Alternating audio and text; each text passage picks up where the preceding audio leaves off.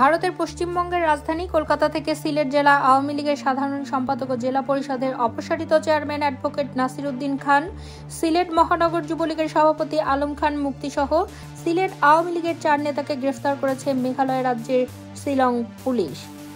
গ্রেফতার অন্য 2 আওয়ামী লীগ নেতা হলেন সিলেট মহানগর যুবলীগের সহ সভাপতি রিপন ও সদস্য জুয়েল। কলকাতা, শিলং ও সিলেটের একাধিক দায়িত্বশীল সূত্র বিষয়টি নিশ্চিত করেছে। রোববার দুপুরের দিকে কলকাতার নিউ টাউন এলাকার একটি ফ্ল্যাট থেকে কলকাতা পুলিশের সহায়তায় তাদেরকে আটক করা হয়। এরপর রোববার রাতেই তাদেরকে মেঘালয়ের রাজধানী শিলংয়ে আনা হয়েছে।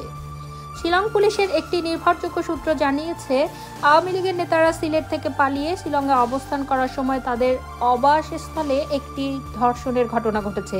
এ ঘটনায় ভিকটিম বাদী হয়ে শিলং থানার 6 জনকে আসামি করে একটি মামলা দায়ের করেন। এই মামলায় তাদেরকে গ্রেফতার করা হলেও আরও 2 জন আসামি পলাতক রয়েছেন। তারা হলেন সিলেট জেলা স্বেচ্ছাসেবক লীগের সভাপতি আফসার আজিজ ও মহানগর স্বেচ্ছাসেবক লীগের সাধারণ সম্পাদক দেবাংশু দাস মিটু।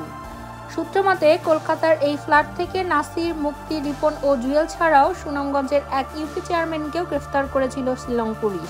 পরে সেখানে অবস্থানরত আওয়ামী লীগের প্রেসিডিয়াম সদস্য জাহাঙ্গীর কবির নানক ও কেন্দ্রীয় সাংগঠনিক সম্পাদক শফিউল আলম চৌধুরী নাদেল তাদেরকে ছাড়াতে তদবির শুরু করেন। এরপর মামলার এজাহারের নাম না থাকায় সেই ইউপি চেয়ারম্যানকে ছেড়ে দেওয়া হয়।